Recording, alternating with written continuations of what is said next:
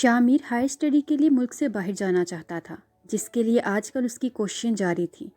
वो अपने यूरोप जाने का इंतज़ाम कर रहा था और इसी भाग दौड़ में लगा हुआ था। आजकल स्टडी वीज़ा की सहूलत मिली हुई थी और वो इस सहूलत से फ़ायदा उठाना चाहता था। शायद किस्मत उसका साथ दे रही थी, तभी उसके सारे इंतज़ामात होते चले गए थे। उसे 1 माह बाद अमेरिका जाना था और घर वाले सब ही उसके लिए उदास हो रहे थे। भाई, आप वापस कब आएंगे? सारा ने काफ़ी उदासी से पूछा था। 4 साल बाद इंशाल्लाह मैं आप लोगों के साथ होऊंगा। शामिर ने मुस्कुराकर छोटी बहन का हाथ थपका था। 4 साल तो बहुत ज़्यादा होते हैं भाई, ज़िंदगी बहुत बदल जाती है, सारा ने खोए हुए लहजे में कहा था। अल्लाह से बेहतरी की दुआ करनी चाहिए गुड़िया। उसने बहन को बाजू के घेरे में लेकर करीब कर लिया था। भाई, हमारे लिए भाभी भी ले आना, नवेरा ने चाय का कप थमाते हुए छेड़ा था। अल्लाह खैर करे, मेरा बेटा भला क्यों लाने लगा गोरी मेम? तुम्हारे चचा ने जो रोक पाल रखा है, क्या वो काफ़ी नहीं है? अनीसा बेगम ने बेटी को डांट दिया था। अम्मी, मैं तो बस मजाक कर रही थी। नवेरा ने माँ का गुस्सा कम करना चाहा था। मैं तो मजाक में भी ऐसी बात करने से डरती हूँ। मेरा बेटा पढ़ लिख कर आ जाए तो धूमधाम से शादी करूँगी, सारे अरमान पूरे करूँगी अपने। अनीसा ने शामिर का हाथ चूमा था। अम्मी, अगर आप सारे अरमान शामिर भाई पर पूरे कर लेंगी तो मेरे लिए क्या बचेगा? समीर ने दुहाई दी थी और वो सब हंस पड़े थे, और इन सब को हंसते हुए देखकर किसी की उदास आंखें गहरी महरूमी पर रो रही थी और दिल दुख से भरा हुआ था। कितना मुकम्मल, कितना परफेक्ट मंजर था उसके सामने। एक भाई अपनी छोटी बहन से प्यार कर रहा था, बहन लाड से बातें कर रही थी, माँ मोहब्बत भरी नज़रों से देख रही थी, दूसरे बहन भाइयों की नोकझोंक जारी थी।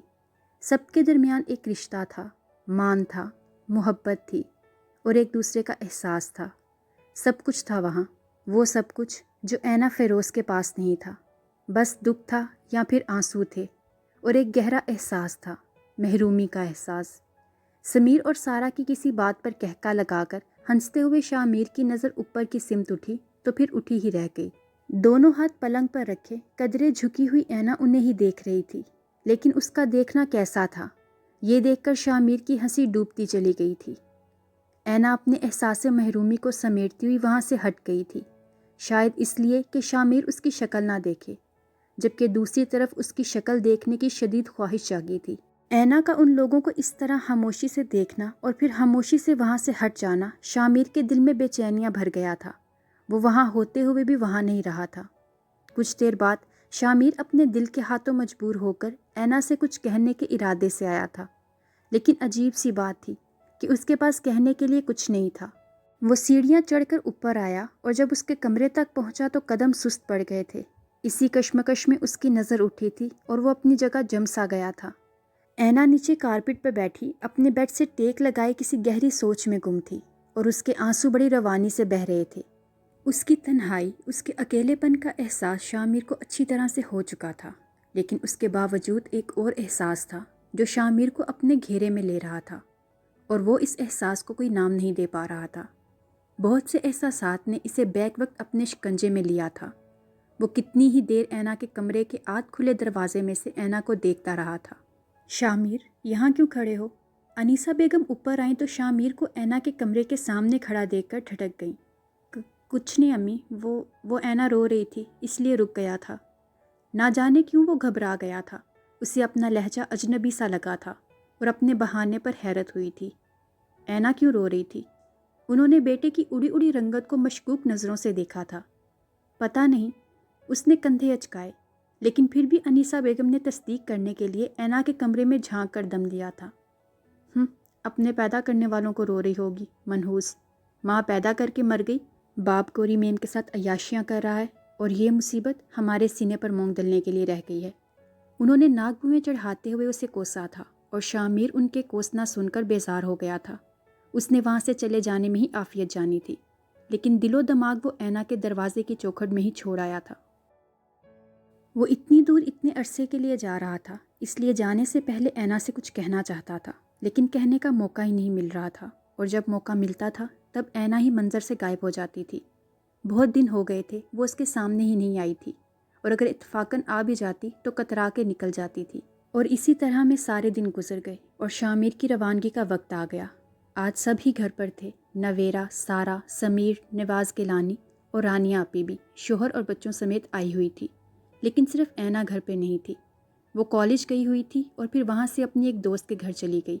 ये कहकर वो नोट्स बनाने जा रही है और शामिर अपने इंतज़ार पे सर झटकता हुआ उठ खड़ा हुआ था, क्योंकि उसकी फ़्लाइट का वक्त कम रह गया था और अभी अभी वो एयरपोर्ट पहुँचा था। घर वाले सभी इसे सी ऑफ करने गए थे, सिर्फ बीजान घर पर थी। ऐना शाम ढले घर वापस आई तो पूरा घर उदासी की लपेट में नजर आया था।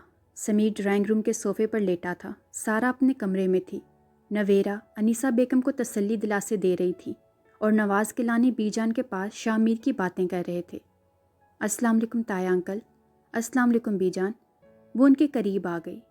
वालेकुम अस्सलाम बेटा, जीती रहो। इतनी देर क्यों लगा दी? शामिर तुमसे मिलने के लिए इंतज़ार करता रह गया था। नवाज गिलानी ने उसके सर पर हाथ रखते हुए कहा था। जी वो मैं कुछ ज़रूरी नोट्स बनाने चली गई थी। 2 दिन बाद हमारे टेस्ट शुरू हो रहे हैं, इसलिए। उसने संजीदगी से बहाना गढ़ा। चलो ये भी ज़रूरी था, अच्छा किया तुमने। वो सर हिलाकर उससे कॉलेज की रूटीन पूछने लगे थे और बीजान अंदर ही अंदर ऐना की संजीदगी पर परेशान थी। अब्बू, फ़िरोज़ अंकल का फ़ोन है। नवेरा ने उन्हें पुकारा था और ऐना चौंक गई। आओ बेटा, तुम भी अपने पापा से बात कर लो। वो उसका हाथ थपक कर उठ गए थे, लेकिन वो बात करने की बजाय चुपचाप उठकर अपने कमरे में चली गई थी और बीजान देखती रह गई। नवेरा आपी, जल्दी करें प्लीज़, मैं लेट हो रही हूँ। ऐना पराठे के इंतज़ार में बैठी बेचैनी से बोली थी। अगर इतनी ही जल्दी होती है मोहतरमा तो खुद बना लिया करो। नवेरा भी इंसान है, कोई मशीन नहीं है। अनीसा बेगम ने तंग आकर कहा था और ऐना की सारी भूख उड़ गई। वो एक नज़र अनीसा बेगम और एक नज़र नवेरा को देखती हुई अपना बैग लेकर ड्राइंग रूम से बाहर निकल गई थी। अम्मी, आप भी क्या करती हैं? सबके लिए बना रही हूँ, एक उसके लिए बना दूंगी तो। बस चुप कर, तू उसके लिए कब तक पराठे बनाती रहेगी? खुद इतनी लोटा हो गई है, फिर भी काम को हाथ तक नहीं लगाती। अनीसा बेगम ने बेटी को डांट दिया था। और फिर अगली सुबह ऐना खुद किचन में पराठा बनाने आ खड़ी हुई थी और चंद लम्हों बाद ही उसकी चीखों से पूरा घर गूंज उठा था। तपता हुआ घी उसके हाथ और बाजू को झुलसा के रख गया था। अम्मी, उसके मुंह से बेइख्तियार माँ के लिए पुकार उभरी थी। बीजान ने उसको देखकर सीना पीट लिया था। अनीसा बेगम बौखला गई थी और नवेरा शर्मिंदा सी खड़ी थी। ऐना तकलीफ से तड़प रही थी। समीर ने भागकर उसके लिए बरनौल ढूंढी और उसके बाजू पर लगाई। तुम्हें किसने कहा था पराठा बनाने को? बीजान ने गुस्से से पूछा और उनके सवाल पर ऐना की तकलीफ और जलन की शिद्दत मजीद बढ़ गई थी और साथ ही आंसू झलक पड़े थे। मैं तुमसे क्या पूछ रही हूँ ऐना, तुम पराठा बनाने क्यों आई थी? बीजान ने फिर से पूछा। उनके तेवर बिगड़े हुए थे और अनीसा बेगम नज़रें चुरा रही थी। मुझे जल्दी कॉलेज जाना था, इसलिए खुद बनाने लगी। ऐना ने अनीसा बेगम को कोई दोष नहीं दिया था, क्योंकि ऐना को एहसास हो चुका था कि वो ख्वामहा सब पर बोझ बनी हुई है। जिस लड़की के अपने माँ बाप ही नहीं है, वो दूसरों पर रोब क्यों जमाती है? उसका अपना कौन है भला? यही सोचकर उसने सबसे शिकवे शिकायत और ज़िद्दें करना छोड़ दी थी। तुम नवेरा से कह देती, वो सुबह से उठी हुई है। बीजान ने हुफ्की से कहा था, लेकिन ऐना फट पड़ी थी। नवेरा मेरी या मेरे बाप की मुलाजम नहीं है जो मेरा हर काम वही करती रहेगी। 16 साल हो गए हैं मेरा बोझ उठाते हुए सबको, और अब कितना उठाएंगे? जिंदा हूँ मैं, मर नहीं गई हूँ। सिर्फ हाथ जला है, कटा नहीं है। अब बड़ी हो चुकी हूँ, अपने काम कर सकती हूँ, आप फिक्र ना करें। बड़ी मजबूत हड्डी है मेरी, आसानी से मरने वाली भी नहीं हूँ। मरना होता तो जब माँ मरी थी मैं भी मर जाती। वो तल्ख लहजे में कहती हुई वहाँ से चली गई। आज उसकी वैन नहीं आई थी, इसलिए वो घर से पैदल ही निकल आई थी और अभी वो चंद कदम दूर ही पहुंची थी कि समीर की बाइक उसके करीब आ रुकी। बैठो, मैं तुम्हें ड्रॉप कर देता हूँ। नहीं, मैं चली जाऊँगी। ऐना बैठो यार, देर हो रही है, समीर ने हुफ्की से कहा था, क्योंकि काफ़ी दिन हो गए थे ऐना ने किसी पे भी अपना हक जताना छोड़ दिया था। मैं कह रही हूँ ना कि मैं चली जाऊँगी, और अच्छा है ना, टांगों की थोड़ी वर्जिश भी हो जाएगी। इसने हल्के फुल्के से अंदाज में समीर को टालना चाहा था। ऐना, मैं आखिरी बार कह रहा हूँ, बैठो पीछे, वरना ज़िंदगी भर तुमसे बात नहीं करूँगा। समीर की धमकी में कुछ असर था, तभी मजबूरन वो चुपचाप बैठ गई थी। ऐना, काफ़ी बदल गई हो तुम। हालांकि मैं समझता था कि पूरी दुनिया बदल सकती है, लेकिन तुम नहीं बदल सकती, समीर ने अफसोस से कहा था। मैं भी इंसान हूँ समीर भाई, मैं भी बदल सकती हूँ, उसने हंसकर कहा था। लेकिन तुम नहीं जानती है ना, कुछ लोगों के बदलने पे अफसोस होता है। वो जैसे होते हैं वैसे ही अच्छे लगते हैं। तुम हमारे घर की रौनक हो, हंसती खेलती रहा करो। समीर ने प्यार से समझाया। हाँ, मैं घर की रौनक ही तो हूँ और कुछ भी नहीं, उसने आहिस्तगी से कहा था। लेकिन समीर उसकी बात ना सुन सका था क्योंकि सामने फुटपाथ से एक बूढ़ा आदमी अचानक रोड पे उतर आया था। उसको बचाते बचाते समीर ने यकदम बाइक को साइड की सिमत मोड़ा था और पीछे से आती तेज़ रफ्तार गाड़ी उसकी बाइक को एक झटके से उड़ाते हुए आगे बढ़ गई थी।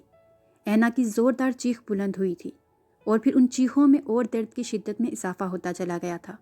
पीछे बहुत सी गाड़ियों के टायर चिर रहे थे।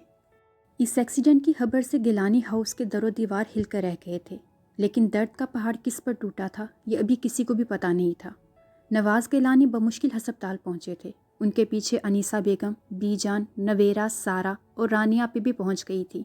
लेकिन हस्पताल की राहदारी में साकित बैठे समीर को देखकर वो सब ठटक गए थे। समीर, नवाज़ गिलानी की आवाज़ पर खून में लथपथ समीर तड़प कर सीधा हुआ था। बाबा, वो ऐना। समीर दहशतज़दा सा बाप से लिपट कर रो पड़ा था। ऐना? क्या हुआ ऐना को? नवाज़ गिलानी चौंक गए थे। बाबा, ऐना मेरे साथ, वो एक्सीडेंट, वो बहुत ज़ख्मी हुई है बाबा, उसे बहुत बहुत चोटें आई हैं। समीर बच्चों की तरह बिलक बिलक कर रो रहा था और नवाज़ गिलानी के साथ साथ बीजान का दिल भी मुट्ठी में आ गया था। तुम खुद तो ठीक हो ना? अनीसा बेगम ने आगे बढ़ के बेटे को फिक्रमंदी से छुआ। समीर को खुद भी काफ़ी चोटें आई थीं, उसका खून भी बह रहा था, लेकिन उसे अपनी तकलीफ़ का एहसास नहीं हो रहा था। उसे सिर्फ ऐना की फ़िक्र थी, क्योंकि जिस हालत में वो लोग ऐना को अस्पताल लेकर पहुंचे थे ये वही जानता था। उसके बचने की उम्मीद भी बहुत कम थी। मुझे कुछ नहीं हुआ, मैं ठीक हूँ, बस ऐना ठीक नहीं है। वो नहीं बचेगी, वो मर जाएगी। बीजान, वो मर जाएगी।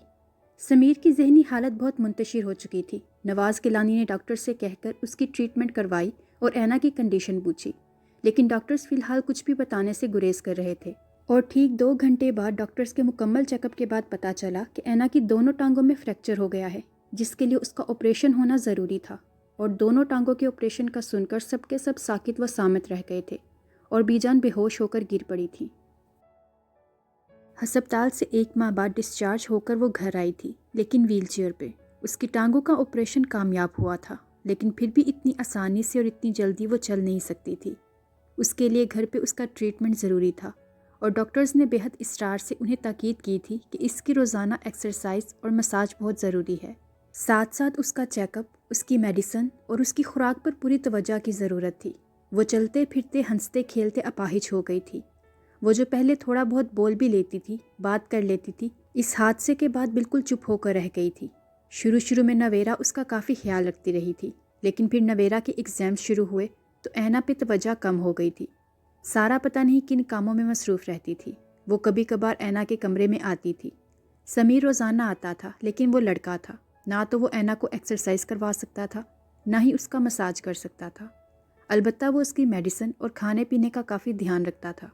इस हादसे के 2 माह बाद फिरोज़ गिलानी का फ़ोन आया था और वो ऐना के लिए बहुत परेशान हो रहे थे। जब से ऐना के साथ ये हादसा हुआ था, बीजान बिस्तर से लग गई थी। इसीलिए ऐना की सहूलत के लिए फिरोज़ गिलानी ने एक मुलाजमा का बंदोबस्त करने को कहा था, जो समझदार भी हो और हर वक्त ऐना के साथ भी रहे। फिरोज़ गिलानी का आइडिया नवाज़ गिलानी को बहुत अच्छा लगा था और पसंद भी आया था। वो उनका फ़ोन सुनकर ऐना के पास ही आए थे, लेकिन ऐना ने फिरोज़ गिलानी का नाम सुनते ही उन्हें रोक दिया था। प्लीज़ अंकल, मुझसे किसी की भी बात मत किया करें, मुझे किसी का भी जिक्र नहीं सुनना। लेकिन बेटा, तुम जानती तो हो वो। हाँ, मैं जानती हूँ कि अगर मैं मर भी जाती तो वो मेरा जनाजा पढ़ने ना आते, सिर्फ इस डर से कि उनकी बीवी उन पर केस ना कर दे। ऐना चीख कर बोली थी। बेटा, वो भी तो मजबूर है। अगर वो बीवी की इजाज़त के बगैर यहाँ आ जाता है तो तुम जानती हो उसे 24 घंटे के अंदर अंदर पुलिस अपनी कस्टडी में ले लेगी और हम कुछ भी नहीं कर सकेंगे। फिर वो जेल में जाएगा ही, उल्टा हम ही परेशान होते रहेंगे। उन्होंने उसे समझाया था। ठीक है ताया अंकल, जो जैसा है ठीक है, मैं किसी से कोई मुतालबा नहीं कर रही। बस मैं ये चाहती हूँ कि मेरे सामने मेरे किसी भी नाम नहाद रिश्ते का कोई जिक्र ना हो। अगर माँ के ना होने से कोई फ़र्क नहीं पड़ता तो बाप के ना होने से भी कुछ नहीं होगा। पहले सबके दरमियान घुस कर बैठती थी, फिर भी तन्हा रहती थी। अब कमरे में अकेली बैठी रहती हूँ, अब भी तन्हा ही रहती हूँ। कुछ खास फ़र्क तो नहीं पड़ा, ज़िंदगी चल रही है, ज़िंदा सलामत हूँ। बस यही फ़र्क आया है ना कि मैं चल नहीं सकती, माजूर हो गई हूँ, टांगें अपाहिज हो गई हैं, मैं रुक गई हूँ। बाकी सब कुछ चल रहा है, ज़िंदगी चल रही है, वक्त चल रहा है और सांसें भी चल रही हैं। वो बहुत बेतासुर से सपाट लहजे में ना जाने क्या कह रही थी اور نواز کیلانی بھیگی آنکھوں سے واپس پلٹ گئے تھے۔ بی جان نے 2 سال اینا کا دکھ دل پر سہا تھا اور 2 سال بعد وہ اس دکھ کا بوجھ دل پر لیے حال کے حقیقی سے جا ملی تھی۔ ان کی موت کا دکھ کسی اور کو شاید ہوا تھا یا نہیں، اینا کو توڑ کے رکھ گیا تھا۔ اس گھر میں صرف بی جان ہی تو تھی جنہوں نے اسے ماں اور باپ دونوں کی محبت دی تھی، دونوں طرح کا پیار دیا تھا، ہمیشہ اس کے لیے ڈھال بنی تھی۔ اینا قسمت کا یہ وار بھی بڑی بہادری سے سہ گئی تھی۔ شامیر کے ان دنوں ایگزامز ہو رہے تھے، اس لیے وہ چاہنے کے باوجود نہیں آ سکا تھا، اور فیروز گیلانی نے پہلی بار ایک انتہائی قدم اٹھا لیا تھا۔ وہ ایلس کو طلاق دے کر اچانک پاکستان روانہ ہو گئے تھے۔ ایلس یقیناً برطانیہ ایمبیسی کے ذریعے ان پر کیس کر دیتی، لیکن اس بار شاید قسمت کے فیصلے کچھ اور تھے۔ اچانک ایلس کی بہن اور بھائی کا ایکسیڈنٹ ہوا تھا اور وہ دونوں اپنی زندگی سے ہاتھ دھو بیٹھے تھے، اور ایلس غم زدہ سی فیروز گیلانی کی بے وفائی بھی فراموش کر گئی تھی۔ شاید اسے فیروز گیلانی کے دکھ بھی یاد آ گئے تھے۔ اس پر بھی یہ ادراک ہو چکا تھا کہ اپنوں کو چوٹ پہنچے تو کیسی تکلیف ہوتی ہے، اور اس تکلیف کے باوجود کسی کو قید کر کے رکھنا، اپنی پابندی جمائے رکھنا بھی کسی ظلم سے کم نہیں تھا۔ گڈ مارننگ اینا جی۔ سمیر دروازہ نوک کر کے اندر چلا آیا تھا۔ وہ جو بیڈ سے ٹیک لگائے بیٹھی کب سے کھلی کھڑکی سے نظر آنے والے آسمان کو دیکھے جا رہی تھی، سمیر کی آواز پر چونک کر نظروں کا زاویہ بدلا تھا۔ کیا دیکھ رہی ہو؟ سمیر نے کھڑکی کی سمت دیکھا تھا۔ دیکھ رہی ہوں کہ آسمان بھی معذور ہی ہے نا، یہ بھی تو کہیں آنے جانے کے قابل نہیں ہے۔ اس کی بات پر سمیر ذرا دیر کے لیے چپ کر گیا تھا۔ چپ کیوں کر گئے ہو؟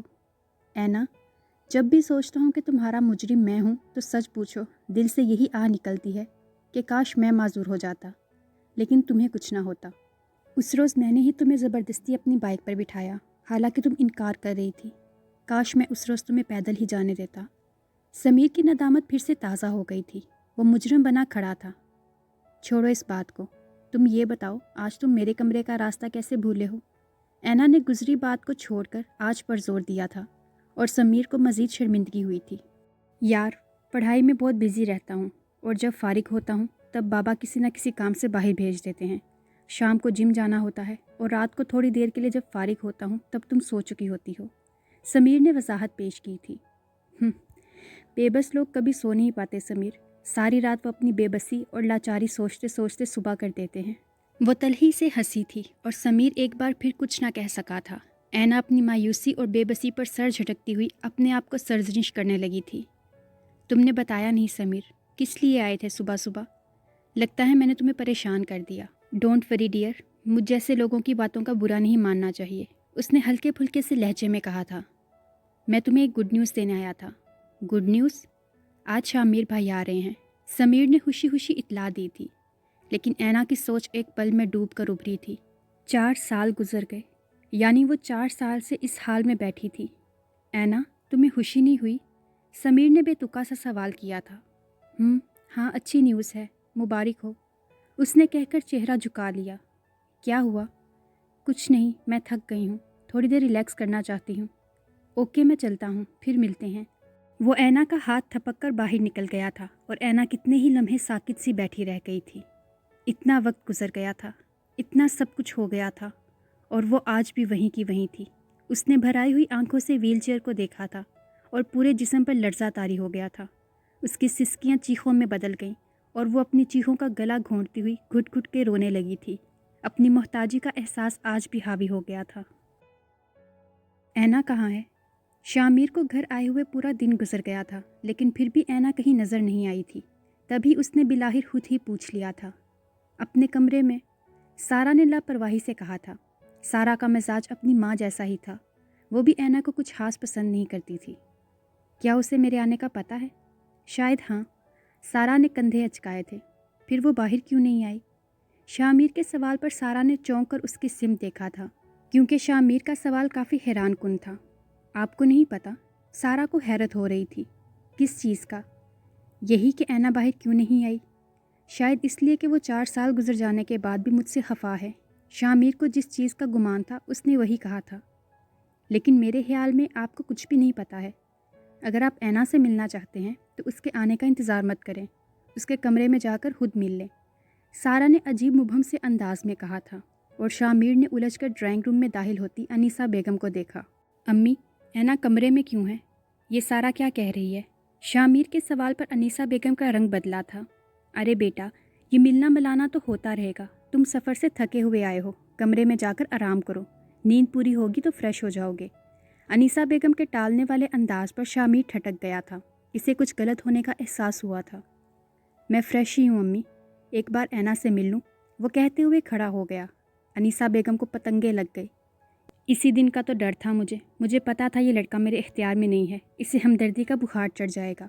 वो ड्राइंग रूम के बीचों बीच खड़ी बड़बड़ा रही थी। क्या हुआ भाभी, हैरियत तो है ना? फ़िरोज़ गिलानी मस्जिद से इशा की नमाज़ पढ़कर आए थे, उन्हें देखकर रुक गए थे। कुछ नहीं हुआ, वो कहकर चली गईं।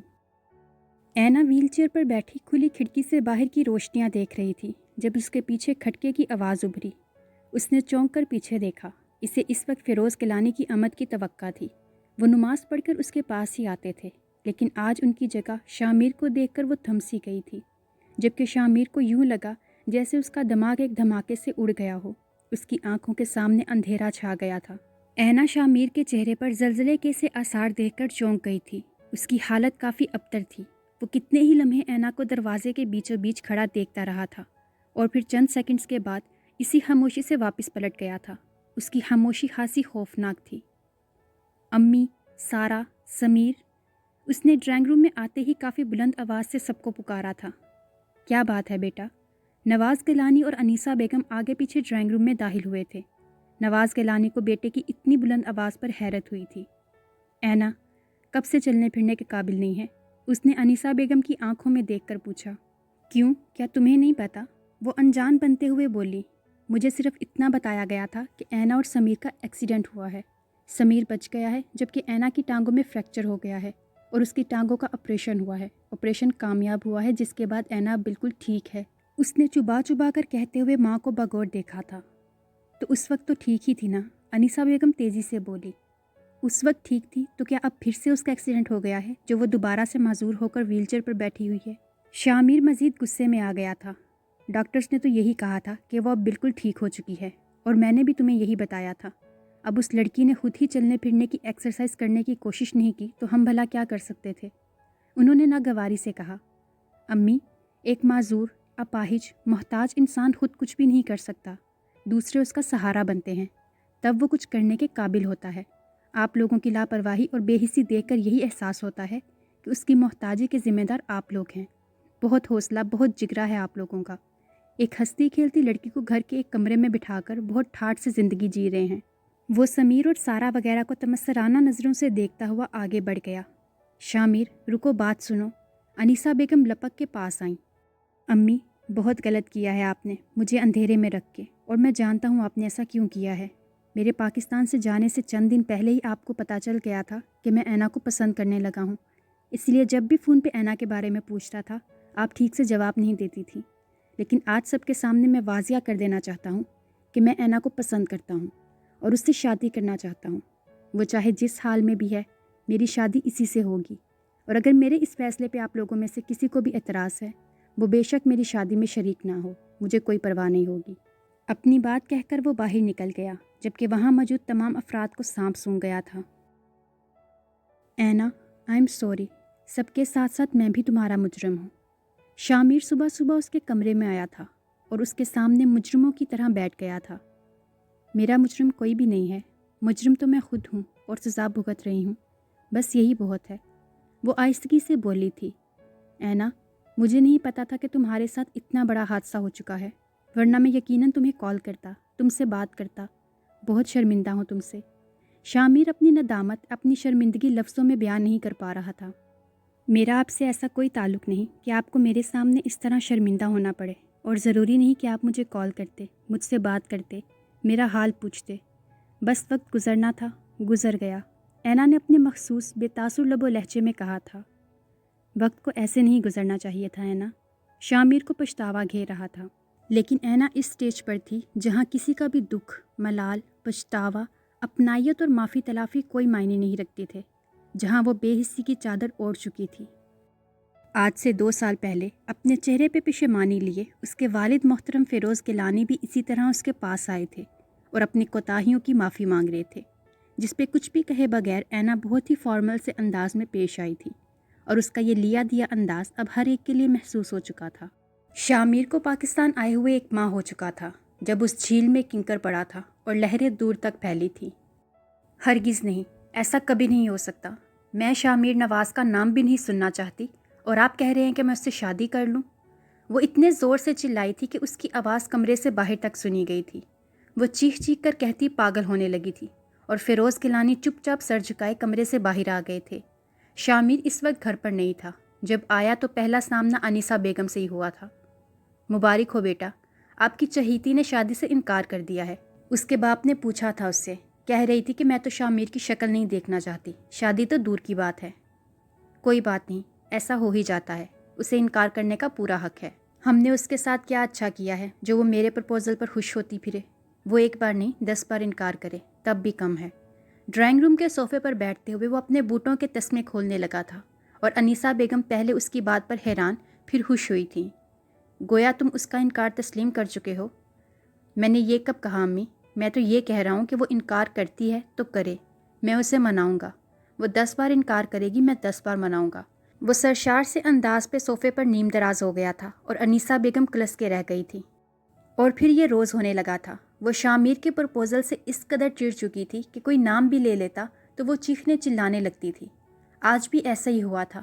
وہ فیروز گیلانی پہ اور شامیر اس ہنگامے کی آواز سن کر اس کے کمرے میں ہی آ گیا تھا جہاں فیروز گیلانی مجرم بنے بیٹھے تھے۔ تب شامیر نے خود صاف صاف بات کرنے کا سوچا تھا اور جب غصے میں آ گیا تو اپنے کمرے سے اپنی ڈائریاں اور گفٹس اٹھا لایا تھا۔ یہ ڈائریاں اس نے انگلینڈ میں لکھنا شروع کی تھیں اور ان ڈائریوں میں تحریر لفظوں کا مرکز صرف اور صرف اینا کی ذات تھی۔ وہ اینا جو شامیر کے پرپوزل کو محض ایک ہمدردی اور ندامت کا نام دے رہی تھی۔ وہ اس ڈائریوں میں تحریر محبت اور چاہت کو پڑھ کر دم بخود رہ گئی تھی۔ وہ پھٹی پھٹی آنکھوں سے ان گفٹس کو دیکھ رہی تھی جو شامیر اس کے لیے لے کر آیا تھا۔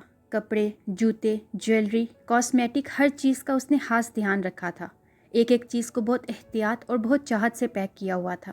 اس کی محبت اس کے لفظوں سے، اس کی چیزوں سے ہی جھلک رہی تھی۔ اینا گھنگ سی ہو چکی تھی۔ مگر میں پھر بھی یہ شادی نہیں کر سکتی۔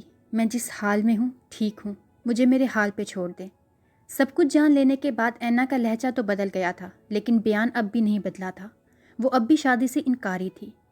مجھے وجہ بتا سکتی ہو؟ شامیر سنجیدگی سے اسے دیکھ رہا تھا۔ پلیز آپ چلے جائیں یہاں سے، مجھے اکیلا چھوڑ دیں۔ وہ رخ موڑتے ہوئے بولی تھی۔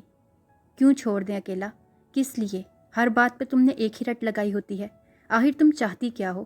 کیوں بھاگتی ہو سب سے؟ شامیر نے اسے کندھوں سے تھام دیا تھا۔ کیونکہ سب مجھ سے بھاگتے رہے ہیں، کیونکہ سب نے مجھے نفرت، تنہائی اور اکیلے پن کے سوا کچھ نہیں دیا، کیونکہ آپ کی ماں میری شکل دیکھنا بھی نہیں چاہتی، اس لیے کہ آپ کے یہ نام نہاد محبت، اپنائیت اور ہمدردی مجھے چلنے کی طاقت نہ دے گی۔ آج اتنے سالوں بعد آپ کا یہ اپناپن میرے کسی کام کا نہیں ہے۔ مجھے جب سب کی ضرورت تھی تب کبھی کسی نے میرے کمرے میں جھانکا تک نہیں، یہاں تک کہ میرے باپ کو بھی میری پرواہ نہیں تھی۔ آج اگر سب کے دل میں میرے لیے درد جاگا ہے تو میرے کس کام کا؟ آپ کا یہ آج کا درد میرے گزرے ہوئے درد کو کم نہیں کر سکتا۔ آپ کی یہ ہمدردی میری اذیت، میرے دکھ نہیں سمیٹ سکتی۔ جن اذیت ناک راتوں کو میں نے اکیلے جا کر گزارا ہے وہ میں بھولوں بھی تو کیسے؟ اینا شامیر کے سوال پر چیخ گئی تھی۔ اس کے آنسو رخساروں کو بھگوتے چلے گئے تھے۔ اینا پلیز مجھے گزرے وقت کا آئینہ مت دکھاؤ۔ جو کچھ میری بے خبری اور نادانستگی میں ہو چکا ہے اس کی سزا نہ دو۔ میرے جذبات کو، میرے احساسات کو سمجھنے کی کوشش کرو۔ بے شک تمہیں اپنی مرضی کرنے کا اختیار ہے لیکن پلیز صرف ایک بار میری محبت کو تو سوچ لو۔ شامیر کا لہجہ التجائیہ ہو گیا تھا۔ نہیں چاہیے مجھے کسی کی محبت۔ نفرت کرتی ہوں میں آپ سے، دور ہو جائے میری نظروں سے، چلے جائے یہاں سے۔ وہ کہتے کہتے چلانے لگی۔ اس کا انداز جنونی سا ہو رہا تھا۔ شامیر نے اسے روکنا چاہا تو وہ شامیر کے گلے پڑ گئی تھی۔ وہ چاہتا تھا کہ اینا ایک بار دل کھول کر اپنے اندر کا غبار نکال دے، تمام گلے شکوے اور غصہ سب ایک ساتھ بہا ڈالے، اور شامیر کی توقع کے مطابق ایسا ہی ہوا تھا۔ وہ روتے روتے تھک گئی تو اس کے کندھے پر سر رکھ کے سسکنے لگی تھی، اور شامیر نے اس کا ہاتھ اپنے ہاتھوں میں لے کر دباتے ہوئے اسے اپنی محبت اور اپنی ذات کا مان بخشا تھا، اور اینا اپنی سسکیوں میں نہ جانے کیا کیا کہتی چلی گئی تھی۔ اینا کی شرط تھی کہ وہ شادی کے بعد گیلانی ہاؤس میں نہیں رہے گی، اور شامیر نے اس کی یہ شرط آنکھیں بند کر کے مان لی تھی، کیونکہ وہ جانتا تھا کہ وہ گھر کے ماحول سے نکلنا چاہتی تھی۔ इसी लिए उसने चंद दिनों में ही अपने लिए एक फ़्लैट का बंदोबस्त कर लिया था और आज वो धूमधाम से उसे रुखसत करवा के अपने साथ ले आया था। और पहले कदम पे ही ऐना घबरा गई थी क्योंकि मसला सेकंड फ्लोर पर जाने का था। ऐना दुल्हन बनी गाड़ी में बैठी थी और शामिर फ्लैट्स की बिल्डिंग को मायनी खेजी से देखता हुआ ऐना की साइड में आया था। क्या ख्याल है दुल्हन साहिबा, सीढ़ियों को एंजॉय करते हुए जाएं कि लिफ्ट का सहारा लें? ऐना का चेहरा झुका हुआ था, उसके लहजे और बात पे मज़ीद झुक गया था। लिफ्ट से चलते हैं, ऐना ने आहिस्तगी से कहा था। यही तो मैं सुनना चाहता था जनाब। शामिर शरारत से हंसा और गाड़ी को लॉक करते हुए उसने ऐना को पूरे इस्तेहकाक से बाजुओं में उठा लिया था। बेडरूम का दरवाज़ा खोलते ही ताज़ा गुलाब के फूलों की महक ने चारसू फैलते हुए उनका भरपूर इस्तकबाल किया था। शामिर ने ऐना को बड़े मान के साथ बेड पर बिठाया था और कमरे को देखकर ऐना की आंखें फैल गई थीं। उसे शायद अंदाज़ा नहीं था कि शामिर कमरे को इतना डेकोरेट करेगा। पूरा कमरा ताज़ा फूलों से सजा हुआ था और उसके अलावा कमरे की दीगर डेकोरेशन और कलर कम्बिनेशन बहुत खूबसूरत थे। ऐना ने एक एक चीज़ को बहुत दिलचस्पी से देखा। क्या देख रही हो यार, क्या बेडरूम अच्छा नहीं लगा? शामिर दरवाज़ा लॉक करके वापस आया तो ऐना को एक ही जाविये से बैठे देखकर पूछ लिया था। नहीं, ऐसी तो कोई बात नहीं। उसने फ़ौरन से चेहरा झुका लिया था क्योंकि आंखों के गोशे भीग चुके थे। फिर कैसी बात है? शामिर उसके बराबर बैठते हुए उसका हाथ पकड़ चुका था। मैं इतनी मोहब्बत और अपनायत की आदी नहीं हूँ शामिर। वो रहानसी हो गई थी। मेरे साथ रहोगी तो आदी भी हो जाओगी। तुम्हें इतना प्यार दूंगा कि तुम मुझसे प्यार करने लगोगी। वो उसके आंसू पोंछते हुए बोला था। Good morning sweet heart. वो गहरी पुरसकून नींद सो रही थी जब शामिर ने उसके कान के करीब काफ़ी गंभीर आवाज़ में उसे मॉर्निंग विश करते हुए नींद से जगा दिया था और ऐना के चेहरे पर बिखरे बाल आहिस्तगी से पीछे हटाकर उसके माथे पर बोसा दिया था। इतनी जल्दी? ऐना ने टाइम देखकर कहा। रानी आपी की कॉल आई थी, वो हमारे लिए नाश्ता लेकर आ रही हैं, इसलिए सोचा तुम्हें जगा दूँ। शामिर ने उसको अपने बाजू का सहारा देते हुए उठाकर बिठाया था। लेकिन फिर मैं तो लेट हो जाऊंगी, मुझे तैयार होना है। कोई बात नहीं यार, मैं तुम्हें वॉशरूम छोड़ कर आता हूँ। आपी के आने तक तुम शॉवर लेकर फ्रेश हो जाओ। तुम्हारे कपड़े और तौलिया मैं वॉशरूम में रख आया हूँ। उसे व्हीलचेयर पर बिठाकर शामिर बाथरूम में ले आया था। साबुन, शैम्पू, तौलिया, बॉडी स्प्रे सब कुछ वो उसके करीब रख के पानी चेक करके बाहर चला गया था और ऐना कितने ही लम्हे उसकी पुश्त को देखती रह गई थी। Good morning dear. रानी आपी ने घर में दाखिल होते हुए मुस्कुराकर विश किया था। Good morning. शामिर हमजा और सोनी को प्यार करते पीछे हट गया था। ऐना कहाँ है? वो शॉवर ले रही है। ओके तुम बैठो, मैं नाश्ता निकालती हूँ, तब तक वो भी आ जाएगी। रानी आपी उनके छोटे से अमेरिकन स्टाइल किचन की सिमट बढ़ गई। कैसा फील कर रहे हो शादी के बाद? उन्होंने उसे छेड़ा था। शामिर मुस्कुरा दिया। अभी तो सिर्फ खुशी फील कर रहा हूँ, लेकिन मैं इस खुशी को बहुत ज़्यादा खुशी में तब्दील करना चाहता हूँ। किस्मत के साथ कोशिश और मेहनत का खेल खेलना चाहता हूँ। शामिर का लहजा एक तरंग लिए हुए था। क्या मतलब? मतलब बहुत खास है आपी। मैं ऐना को उसके कदमों पर दोबारा खड़ा करना चाहता हूँ। उसके लिए मुझे चाहे दिन रात मेहनत करनी पड़े। मैंने आज दिन 12 बजे एक डॉक्टर से टाइम ले रखा है जो ऐना का चेकअप करने के बाद उसका ट्रीटमेंट शुरू करेंगे। शामिर के बात पर रानी आपी को हैरत हुई थी। क्या ऐना ठीक हो सकती है? आपी, खुदा चाहे तो क्या नहीं हो सकता। मैंने ऐना का मसला उनके साथ शेयर किया था और उन्होंने मुझे अच्छे की उम्मीद दिलाई है। और वैसे भी मुझे उसकी पाकज़ात पर पूरा यकीन है। इंशाल्लाह ऐना बिल्कुल ठीक हो जाएगी। शामिर का लहजा पुरयकीन था। व्हील चेयर पर बैठी ऐना के आंसू झलक पड़े। वो शामिर की बातें सुनकर रो पड़ी थी। अब अगर वो ना भी ठीक होती तो उसे कोई गम नहीं था, क्योंकि अब उसका एहसास करने वाला, उसका दर्द बांटने वाला साथी उसके साथ था। शामिर की मुसलसल एक्सरसाइज, मसाज, मेडिसिन और तवज्जो ने यह दिन दिखाया था कि पूरे 8 माह बाद ऐना ने 4 साल बाद पहला कदम उठाया था। वो शामिर का सहारा लेकर चलने की कोशिश करने लगी थी। फिर अगले 6 माह तक वो स्टिक का सहारा लेने लगी थी और ठीक 2 साल बाद ऐना अपने कदमों पर चलकर वापस गिलानी हाउस आई थी अपने पापा से मिलने। ऐना मेरी बच्ची। वो उसे देखकर बेयकीन हो गए थे। कैसे हैं पापा? वो उनके गले लग गई थी। कौन आया है? अनीसा बेगम अंदर दाखिल हुई। अस्सलाम वालेकुम ताई आंटी। ऐना सलाम करते हुए उनकी सिमत बढ़ी, लेकिन अनीसा बेगम साकित सी खड़ी थी। ब्लैक और सिल्वर कम्बिनेशन की साड़ी में शोल्डर कट बालों और हल्के फुल्के मेकअप में वो ऐना तो पहचानी ही नहीं जा रही थी। ऐना ने शामिर को देखा। अम्मी, ऐना आपको सलाम कह रही है। उसने माँ को मुतवज्जा किया था। हाँ। उन्होंने खोए हुए अंदाज में उसके सर पर हाथ रखा था। बेटा, ये सब कैसे? فیروز گیلانی خوشی سے بول نہیں پا رہے تھے۔ یہ سب سرپرائز تھا آپ لوگوں کے لیے۔ اینا بہت عرصے سے چلنے پھرنے میں کافی امپروو کر رہی تھی، لیکن ہم نے کسی کو بھی نہیں بتایا تھا، یہ بات راز رکھی تھی۔ شامیر نے اینا کو والہانہ نظروں سے دیکھتے ہوئے کہا۔ سبھی حیرت سے دیکھ رہے تھے۔ یہ سب میرے خدا کا اور میرے مسیحا کا کمال ہے، ایک ایسا مسیحا جو میرے دل میں ہی نہیں میری روح میں بھی بستا ہے۔ اینا کا لہجہ بھیگا ہوا تھا۔ آج ہماری شادی کی دوسری سالگرہ ہے اور ہم نے اپنے گھر پہ ایک چھوٹی سی پارٹی ارینج کی ہے، جس کے لیے ہم آپ سب کو انوائٹ کرنے آئے ہیں۔ اینا نے سب کو دعوت دی تھی اور سمیر بے اختیار ہنس پڑا تھا۔ بھائی آپ لوگ تو چھپے رستم نکلے ہو، سب کچھ اکیلے ہی اکیلے کر لیا اور ہمیں پتہ ہی نہیں چلا۔ محبت ہو تو ایسی ہو۔ اینا کھلکھلا کر ہنسی تھی۔ نواز گیلانی بھی بیٹے کی محبت اور محنت دیکھ کر بے انتہا خوش ہوئے تھے، اور شامیر کی خوشی بیان سے باہر تھی کہ اس کی محبت رنگ لائی تھی۔ یہ تھا ناول روح کا مکین۔ ناول کیسا لگا مجھے کمنٹ سیکشن میں ضرور بتائیے گا، اور پسند آنے پر اس کو لائک اور شیئر ضرور کریں۔ اسی کے ساتھ ساتھ اگر آپ نے ابھی تک اس چینل کو سبسکرائب نہیں کیا ہوا تو اس کو جلدی سے سبسکرائب کر لیں، اور ساتھ میں موجود بیل آئیکن کو ضرور پریس کریں تاکہ ایسے ہی انٹرسٹنگ ناولز آپ کو ایزیلی ملتے رہیں۔